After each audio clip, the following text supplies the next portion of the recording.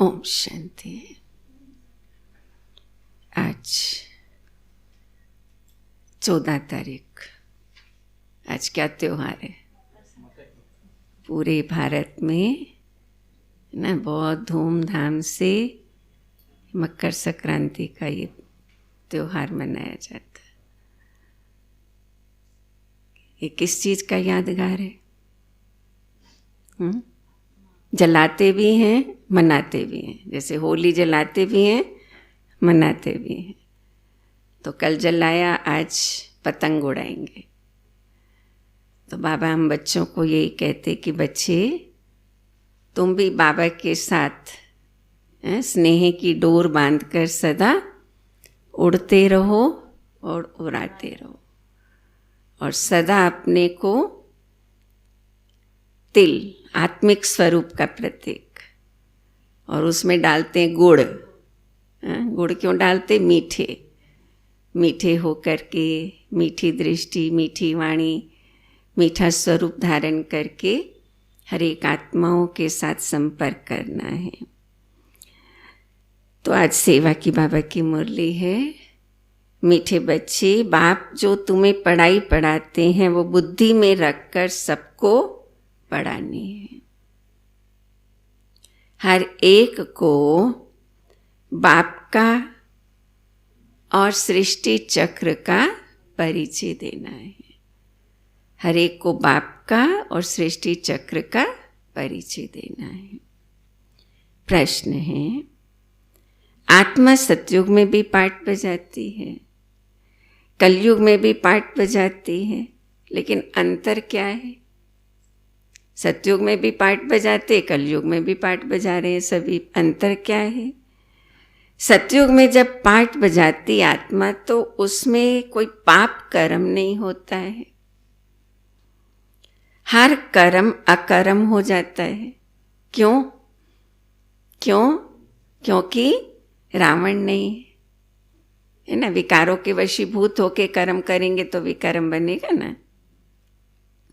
फिर कलयुग में जब पाठ बजाती है तो हर कर्म विकर्म, पाप बन जाता है, क्योंकि यहाँ विकार है ना। सतयुग में विकार नहीं है। अभी तुम हो कहाँ? संगम पर। तुम्हें अभी सारा ज्ञान है, तो ये ज्ञान फिर अन्य आत्माओं को देना है। ओम शांति। अब ये तो बच्चे जानते हैं कि हम बाबा के सामने बैठे हैं। बाबा भी जानते हैं बच्चे हमारे सामने बैठे हैं। ये भी तुम जानते हो बाप हमको शिक्षा देते हैं, जो फिर औरों को देनी है। ठीक है, सेवा करनी है ना, औरों को भी देनी है। तो पहले पहले कैसे सेवा करनी, वो बाबा आज हम बच्चों को बता रहे। पहले पहले बाप का परिचय देना है, क्योंकि सब बाप को और बाप की शिक्षा को भूले हुए हैं। अभी जो बाप पढ़ाते हैं, ये पढ़ाई फिर 5000 वर्ष के बाद मिलेगी। ये ज्ञान और कोई को है नहीं। मुख्य हुआ बाप का परिचय, सबको बाप का परिचय देना। फिर ये भी समझाना है कि हम आपस में भाई भाई हैं। सारी दुनिया की जो सब आत्माएं हैं, सब आपस में भाई भाई हैं। सबको अपना अपना पार्ट मिला हुआ है, शरीर द्वारा बजाते। अब बाप आए हैं नई दुनिया में ले जाने के लिए, जिसको स्वर्ग कहा जाता। परंतु हम सब भाई पतित है, एक भी पावन नहीं है। कलयुग में हम सब भाई, माना हम सब आत्माएं पतित हैं, एक भी पावन नहीं। सब पतितों को पावन बनाने वाला है ही एक बाप। ये है पतित, विकारी, भ्रष्टाचारी रावण की दुनिया। रावण का अर्थ ही है, रावण का अर्थ क्या बताया बाबा ने? 5 विकार स्त्री में, 5 विकार पुरुष में। ये दोनों का कंबाइंड स्वरूप है रावण। बाबा बहुत सिंपल रीति समझाते हैं। तुम भी ऐसे समझा सकते हो। तो पहले पहले ये समझाओ कि हम आत्माओं का वो बाप है और हम सब ब्रदर्स हैं। पूछो ये ठीक है? लिखो कि हम सब भाई भाई हैं। ठीक है, एक एक बात, है ना, पहले कोर्स कराते थे ना, ऐसे करते थे, एक एक बात लेसन होता जाता था और फिर उनको पक्का कराते जाते थे। अच्छा लिखो, और लिख के देते थे, ऐसे पक्के हो जाएंगे लिखने से कि हमने, पता भी लगेगा ना जी हमने जो सुनाया वो उनकी बुद्धि में गया या नहीं गया, या ऊपर ऊपर से निकल गया। तो सर्वव्यापी का ज्ञान निकल जाए। अलग पहले पढ़ना है, बोलो ये अच्छी रीति बैठकर लिखो। आगे सर्वव्यापी कहता था, अब समझता हूँ कि सर्वव्यापी नहीं है ना। कोर्स का एक एक लेसन कराते जाओ, फिर उनसे लिखाते जाओ। हम सब भाई भाई हैं, सब आत्मा कहती हैं गॉड फादर परम पिता। पहले तो ये निश्चय बिठाना है कि हम आत्मा हैं, परमात्मा नहीं है। ना हमारे में परमात्मा व्यापक है, सब में आत्मा व्यापक है। आत्मा शरीर के आधार से पार्ट बजाती है, ये पक्का कराओ। अच्छा, फिर वो बाप सृष्टि के आदि मध्य अंत का ज्ञान भी सुनाते हैं। और तो कोई जानते नहीं सृष्टि चक्र की एज कितनी है, ये भी बाबा ने बताया। क्या पूरा चक्र 5000 साल में ही रिपीट होता है। बाप ही टीचर के रूप में बैठ समझाते, लाखों वर्ष की तो बात ही नहीं है। ये चक्र अनादि एक्यूरेट बना बनाया है, इसको जानना पड़े। सत्युग त्रेता पास्ट हुए, नोट करो।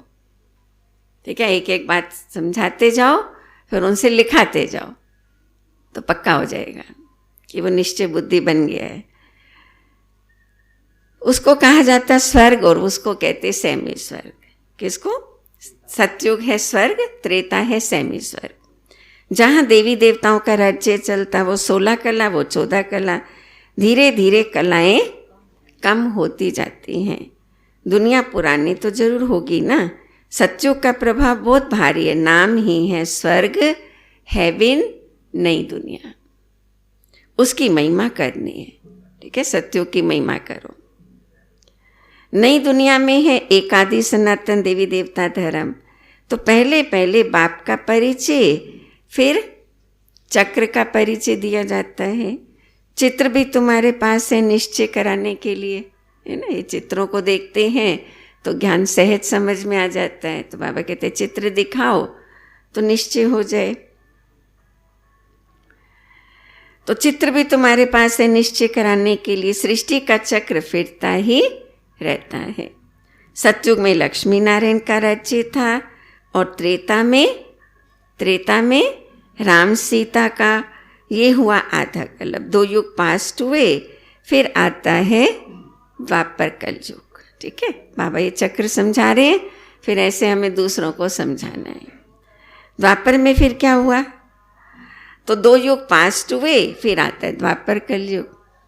तो द्वापर में रावण राज्य, देवता वाम मार्ग में चले जाते हैं, तो फिर विकार की सिस्टम बन जाती है। सतयुग त्रेता में सब निर्विकारी रहते हैं। एक आदि सनातन देवी देवता धर्म रहता है। चित्र भी दिखाना है, ओरली भी समझाना है।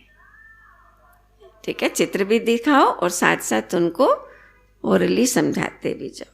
बाप हमको टीचर बनने से पढ़ाते। बाप अपना परिचय खुद ही आकर देते हैं। खुद कहते हैं मैं आता हूँ पतितों को पावन बनाने, तो मुझे शरीर तो जरूर चाहिए ना, नहीं तो ज्ञान कैसे दूंगा, नहीं तो बात कैसे करूं।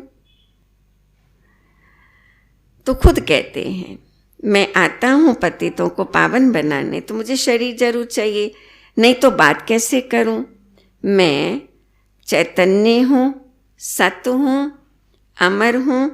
आत्मा सतो रजो तमो में आती है। आत्मा ही पावन और पतित बनती, इसलिए कहा जाता है पतित आत्मा पावन आत्मा। आत्मा में ही सब संस्कार हैं। पास्ट के कर्म विकर्म का संस्कार आत्मा ले आती है।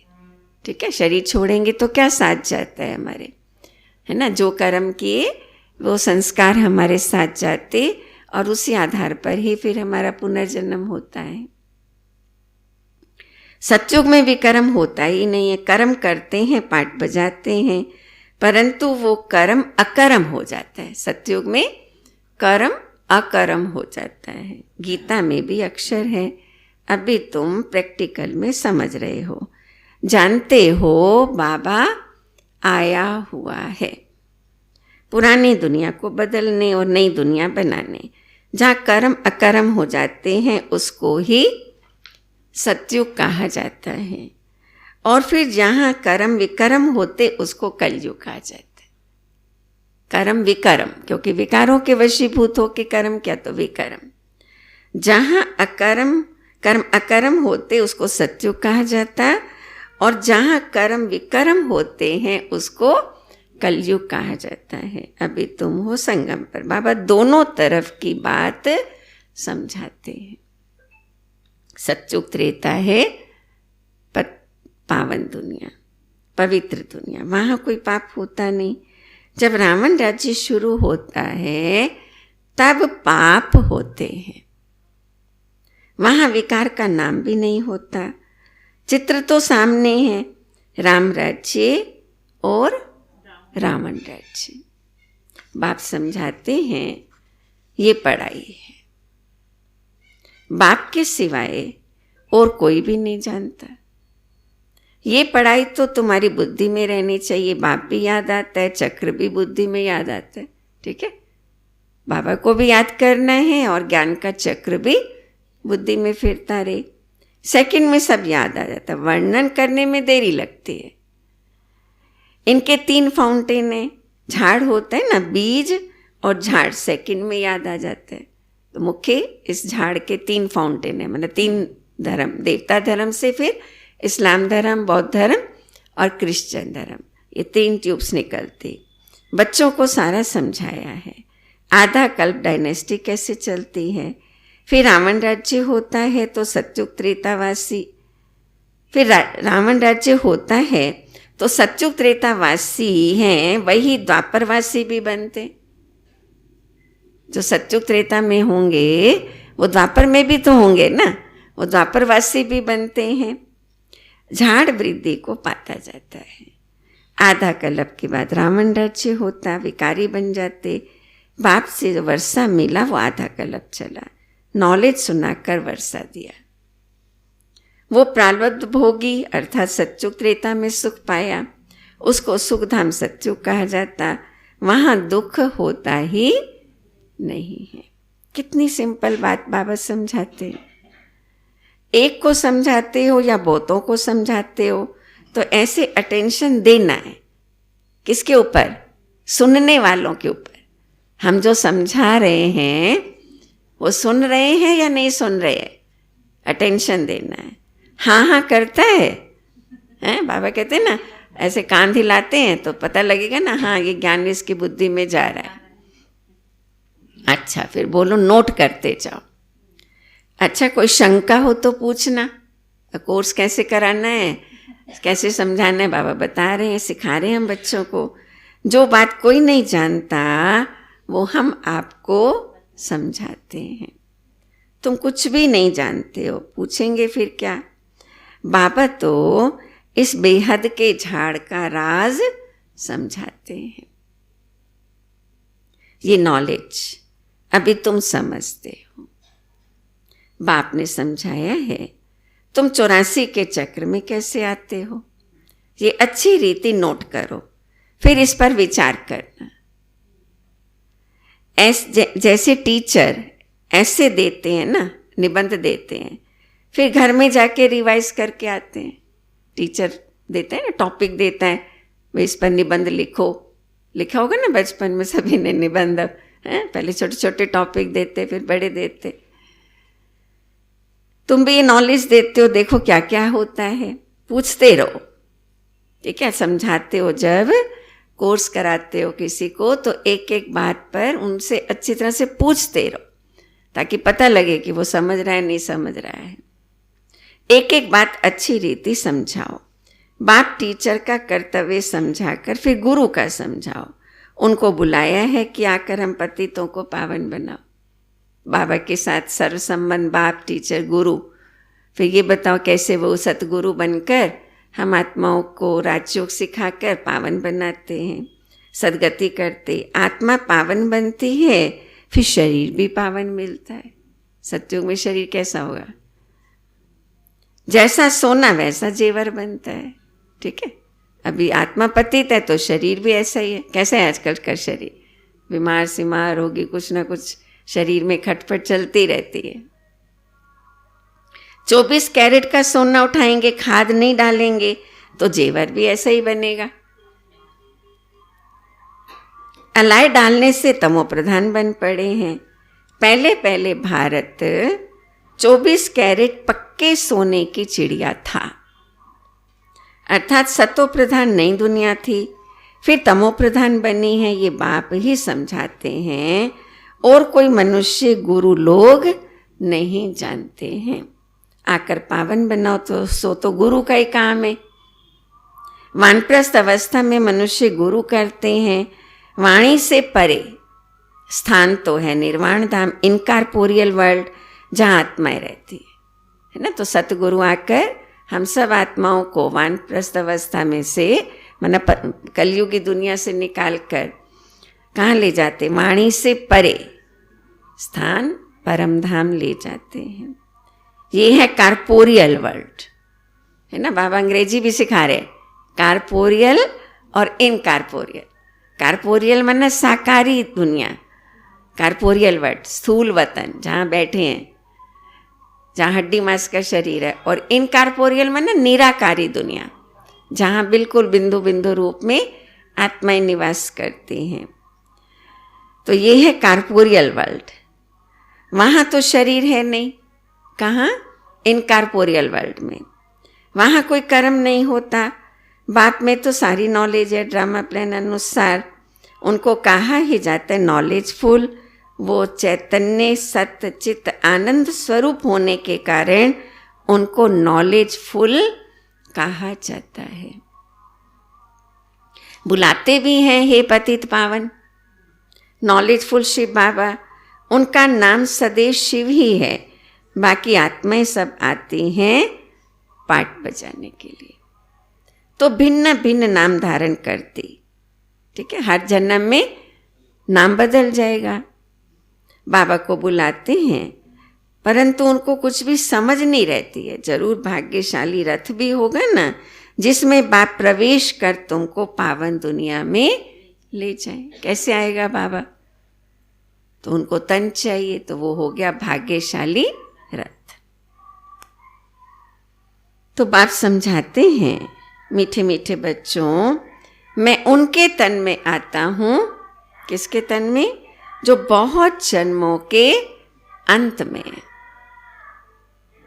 पूरे 84 जन्म लेते हैं। भाग्यशाली रथ पे आना पड़ता। पहले नंबर में तो है श्री कृष्ण, वो है नई दुनिया का मालिक। फिर वही नीचे उतरते हैं। कौन? श्री कृष्ण ही जो पहले नंबर का प्रिंस था, वही फिर पुनः जन्म लेते लेते नीचे उतरते हैं। गोल्डन से सिल्वर, कॉपर, आयरन एज में आकर पड़ते हैं। अभी तुम आयरन एज से गोल्डन बन रहे हो। बाप कहते हैं, सिर्फ मुझ अपने बाप को याद करो जिसमें प्रवेश किया है। उनकी आत्मा में तो जरा भी नॉलेज नहीं थी। किसकी आत्मा में? ब्रह्मा बाबा को भी ये जरा भी नॉलेज नहीं थी। इनमें मैं प्रवेश करता हूँ, इसलिए इनको भाग्यशाली रथ कहा जाता है। किसको? ब्रह्मा बाबा भाग्यशाली है ना, जिसके तन में भगवान आता, तो कितना भाग्यशाली हो गया। नहीं तो सबसे ऊंचते ऊंचे लक्ष्मी नारायण, इनमें प्रवेश करना चाहिए, है ना। लेकिन लक्ष्मी नारायण के तन में तो बाबा नहीं आते हैं ना, क्योंकि वो तो है ही पावन दुनिया, वहां थोड़ी भगवान आएगा। परंतु उनमें परमात्मा प्रवेश नहीं कर सकते, इसलिए उनको भाग्यशाली रथ नहीं कहा जाता है। किसको? लक्ष्मी नारायण को भाग्यशाली नहीं कहेंगे। किसको कहेंगे? ब्रह्मा को। रथ में आकर पतितों को पावन बनाना है तो जरूर कलयुगी तमो प्रधान होगा ना। जिस तन में प्रवेश करेगा बाबा तो वो भी तमो प्रधान हो गया। खुद कहते हैं मैं बहुत जन्मों के अंत में आता हूँ। गीता में भी अक्षर एक्यूरेट हैं। गीता को ही सर्वशास्त्रमयी शिरोमणि कहा जाता है। इस संगम पर ही बाप आकर ब्राह्मण कुल और देवता कुल स्थापन करते हैं। बहुत जन्मों के अंत में संगम पर ही बाप आते हैं। बाप कहते हैं मैं बीज रूप हूं। अब कृष्ण तो है सत्युग का रहवासी, उनको दूसरी जगह तो कोई देख ना सके। श्री कृष्ण को और किसी युग में थोड़ी देख सकेंगे, है ना, सत्युग में ही देख सकते हैं। पुनर्जन्म में नाम रूप देश काल सब बदल जाता है। जब श्री कृष्ण की आत्मा पुनर्जन्म लेगी तो फिर नाम रूप सब बदल जाएगा, फीचर्स ही बदल जाते हैं। पहले छोटा बच्चा सुंदर होता, फिर बड़ा होता, फिर छड़ी छोड़ वापस दूसरा छोटा बच्चा बनता है। ये बना बनाया खेल ड्रामा के अंदर फिक्स है। दूसरा शरीर लिया तो उनको कृष्ण नहीं कहेंगे। उस दूसरे शरीर का नाम फिर दूसरा पड़ेगा। फर्स्ट जन्म का नाम श्री कृष्ण, दूसरा जन्म होगा तो दूसरा नाम, फीचर्स बदल जाएंगे। समय, फीचर्स, तिथि, तारीख आदि सब बदल जाता है। दूसरा शरीर लिया तो समय भी बदला, फीचर्स भी बदले, एड्रेस भी बदल गया। वर्ल्ड की हिस्ट्री ज्योग्राफी हू बहू रिपीट कहा जाता है। तो ये ड्रामा रिपीट होता रहता है। सतो रजो तमो में आना ही है। सृष्टि का नाम, युग का नाम सब बदलते रहते, ठीक है। सतयुग से त्रेता, त्रेता से फिर द्वापर, द्वापर से फिर कलयुग, है ना, फिर संगम युग। तो युगों के नाम भी बदलते जाते, सृष्टि की स्थिति भी बदलती जाती।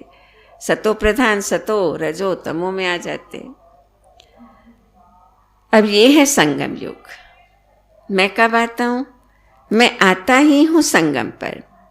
मैं तुमको सारी दुनिया की हिस्ट्री, ज्योग्राफी, सत्य बताता हूँ। आदि से लेकर अंत तक और कोई जानता ही नहीं है। सत्युग की आयु कितनी थी ये पता न होने के कारण लाखों वर्ष कह देते हैं। अभी तुम्हारी बुद्धि में सब बातें हैं। तुम्हें अंदर में पक्का करना है कि बाबा बाप, टीचर, सतगुरु है। पक्का है ना सभी को? बाबा हमारा बाप, टीचर, सतगुरु है। जो फिर सतो प्रधान बनने के लिए बहुत अच्छी युक्ति बताते। क्या युक्ति बताते बाबा सतो प्रधान बनने की? गीता में भी है। क्या है गीता में? देह सही दे के सब धर्म छोड़, अपने को आत्मा समझो, वापस अपने घर जरूर जाना है। भक्ति मार्ग में कितनी मेहनत करते हैं भगवान के पास जाने के लिए। वो है मुक्ति धाम, कर्म से मुक्त। परम धाम है मुक्ति धाम। किससे मुक्त? शरीर से भी मुक्त और कर्म से मुक्त। हम इन कॉर्पोरियल दुनिया में जाकर बैठते हैं, वहाँ कोई एक्टिविटी नहीं। पाठधारी घर गया, पाठ से मुक्त हो गया, है ना। यहाँ भी स्थूल इसी दुनिया में भी जो नाटक करते हैं एक्टर, घर गए तो फिर ड्रेस वगैरह सब उतार देंगे, फ्री हो गए। तो परम धाम में भी हम जो कर्म से मुक्त हो जाते, पाठ से मुक्त। सब चाहते भी हम मुक्ति में जाएं। मोक्ष तो किसको मिल ना सके, मुक्ति मिलती है सबको, है ना। मुक्ति माना परम धाम में तो जाके हम बैठेंगे ना, सभी हमारा घर है। लेकिन परमानेंट परम धाम में बैठे रहें, मोक्ष हो जाए, आए ही नहीं संसार में पाठ बजाने के लिए, बाबा कहते ऐसा तो होता नहीं है। मोक्ष नहीं मिलता, मुक्ति मिलती है। ये ड्रामा अनादि अविनाशी है। कोई कहे पाठ आने जाने का हमको पसंद ही नहीं है, परम धाम में बैठे रहो, इस दुनिया में तो कोई सुख है ही नहीं, कितना दुख, शांति, समस्याएं, बीमारियां पसंद नहीं है हमको, परम धाम में बैठ जाए, होगा ऐसे। परंतु इसमें कुछ कर ना सके। अपने समय पर हर आत्मा को स्टेज पर पाठ बजाने आना ही है, कोई नहीं इससे छूट सकता। ये अनादि ड्रामा बना हुआ है। एक भी मोक्ष पा नहीं सकते हैं, वो सब हैं अनेक प्रकार के मनुष्य मत। मनुष्य कहते हैं मोक्ष मिल जाता, फलाना मोक्ष निर्वाण धाम गया पर मोक्ष मिल गया, लेकिन ऐसा है नहीं। ये है श्रीमत, श्रेष्ठ बनाने के लिए। मनुष्य को श्रेष्ठ नहीं कहेंगे, देवताओं को श्रेष्ठ कहा जाता, उन्हों के आगे सब नमन करते हैं, तो वो श्रेष्ठ ठहरे ना। कृष्ण देवता हैं, वैकुंठ का प्रिंस, वो यहां कैसे आएगा? वो इस पति दुनिया में कैसे आएगा? सोचो ना। उसने गीता सुनाई, शिव के आगे जाकर कहते हमको मुक्ति दो। अब वो तो कभी जीवन मुक्ति, जीवन बंध में आते ही नहीं है, इसलिए उनको पुकारते हैं मुक्ति दो, है ना। शिव का एक नाम क्या है? मुक्तेश्वर महादेव। वो मुक्ति दाता, जीवन मुक्ति दाता है। क्यों? क्योंकि वो कभी इस बंधन में आता नहीं, बाकी हम सब बंधन में आते हैं। तो ना उसने गीता सुनाई, शिव के आगे जाकर कहते हमको मुक्ति दो। वो कभी जीवन मुक्त, जीवन बंध में आते ही नहीं है, इसलिए उनको पुकारते हैं हमको मुक्ति दो। जीवन मुक्ति भी वो देते हैं, जीवन मुक्ति भी देते हैं ना बाबा। जीवन मुक्ति माना सत्युग त्रेता में जाना। जीवन भी है, शरीर भी है और मुक्ति भी है।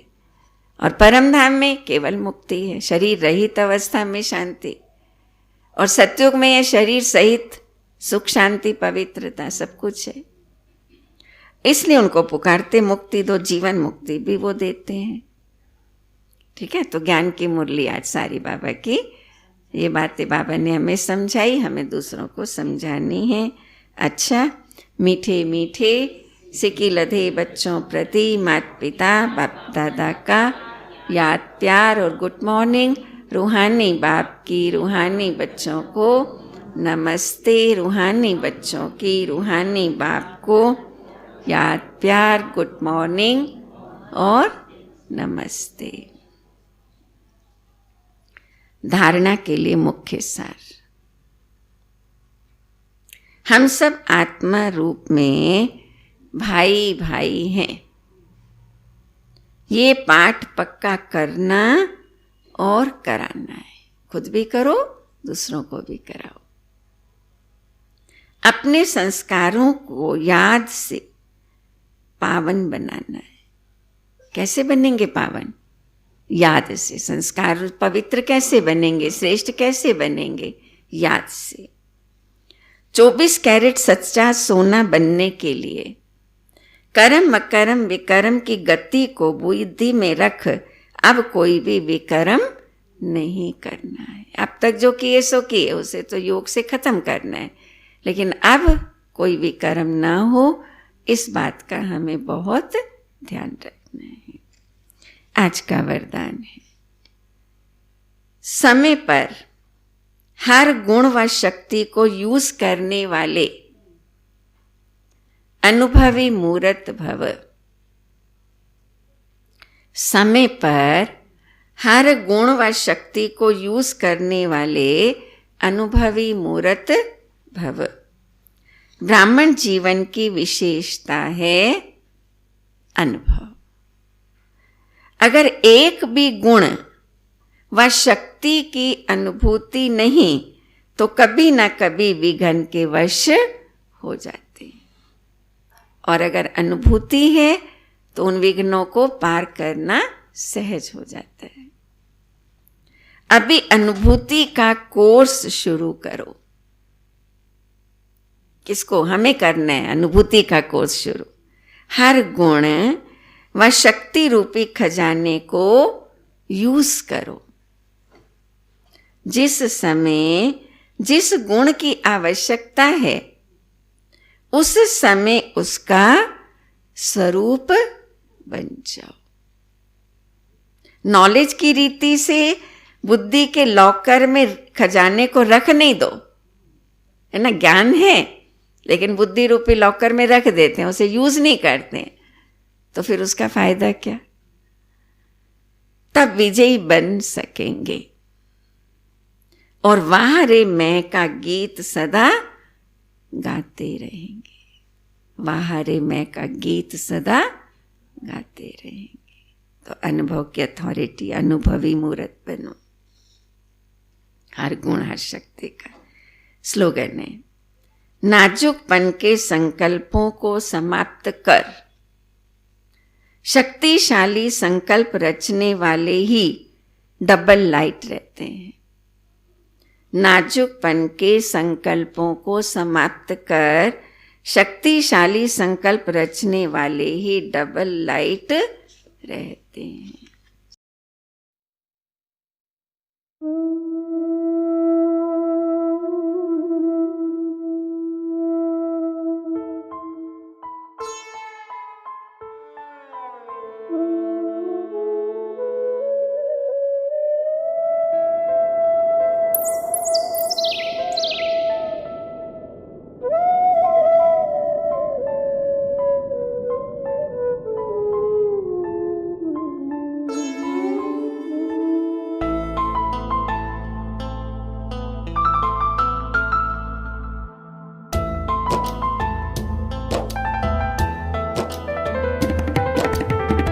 मन पंछी उड़ो आत्म वतन में,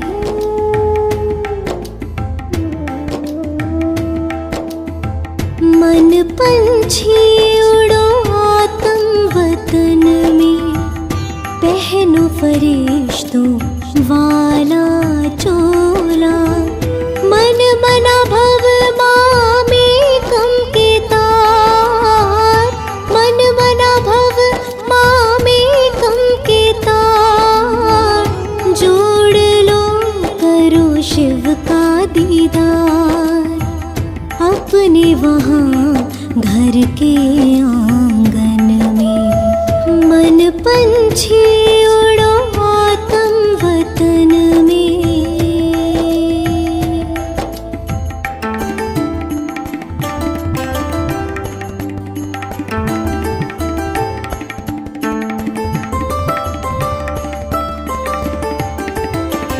हाथों में अमृत की प्याली, फूलों से सजी हो भोग की थाली,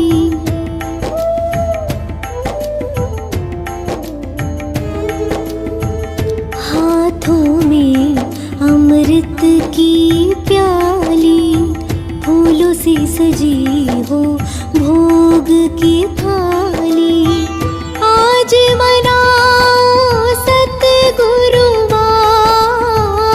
आज मनाओ सतगुरुवार, जाओ नील गगन के पार, बैठे लिए वो इंतजार अखियन में, बैठे लिए वो इंतजार अखियन में, मन पंछी हो।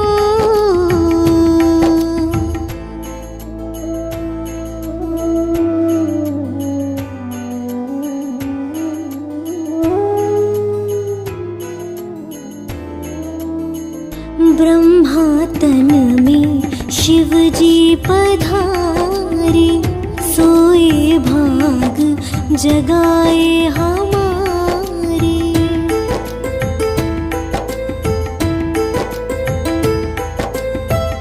ब्रह्मा तन में शिव जी पधारे, सोए भाग जगाए हमारे, सागर है वो खोले अमृत का द्वार, सागर है वो खोले अमृत का द्वार, भर लाना वो सागर अब झपके न पलके उस क्षण मिलन में, झपके न पलके उस क्षण मिलन में।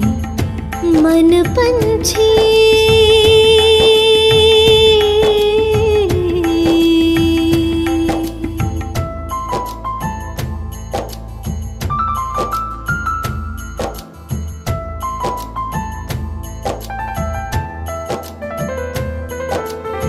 ले जाओ तुम यादें हमारी, कहना महक रही फुलवारी।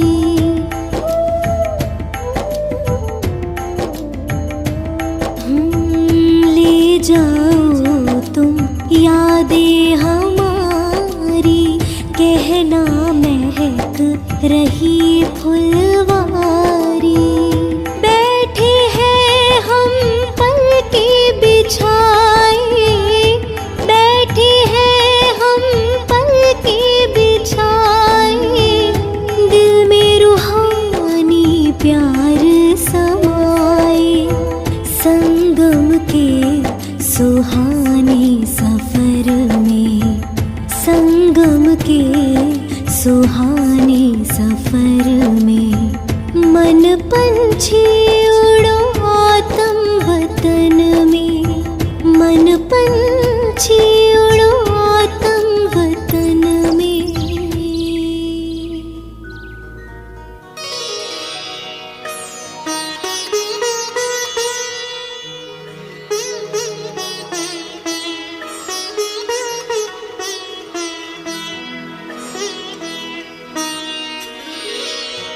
तेरी याद का अमृत पीते हैं, तेरी याद का अमृत पीते हैं। तेरी याद में जीते हैं बाबा, तेरी याद में जीते हैं बाबा। तेरी याद का अमृत पीते हैं, तेरी याद का अमृत पीते हैं।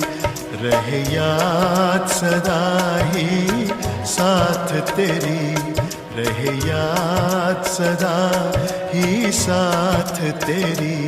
बस और न हम कुछ चाहेंगे, बस और न हम कुछ चाहेंगे।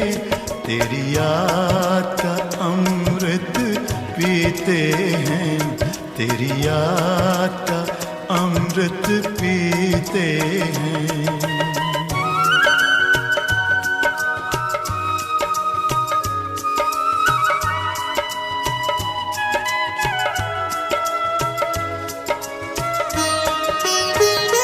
जो पल बीते तेरी यादों में, जो पल बीते तेरी यादों में, वो पल अविनाशी होते हैं, वो पल अविनाशी होते हैं। हर पल को सफल बना देंगे, हर पल को सफल बना देंगे। तेरी याद कभी ना छोड़ेंगे, तेरी याद कभी ना छोड़ेंगे। तेरी याद का अमृत पीते हैं, तेरी याद का अमृत पीते हैं।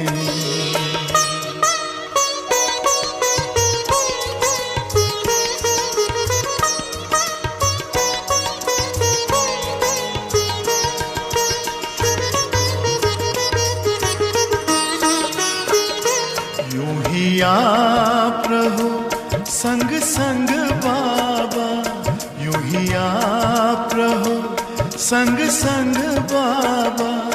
इस दुनिया के सुख पाने क्या, इस दुनिया के सुख पाने क्या। लहराते रहे तेरी यादों में, लहराते रहे तेरी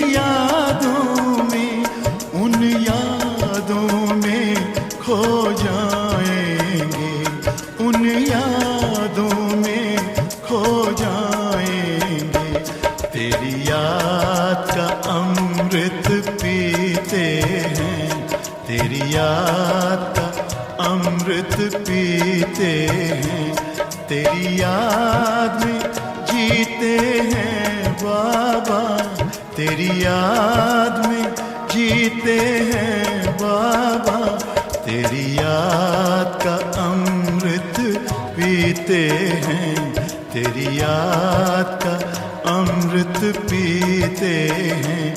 रहे याद सदा ही साथ तेरी, रहे याद सदा ही साथ तेरी।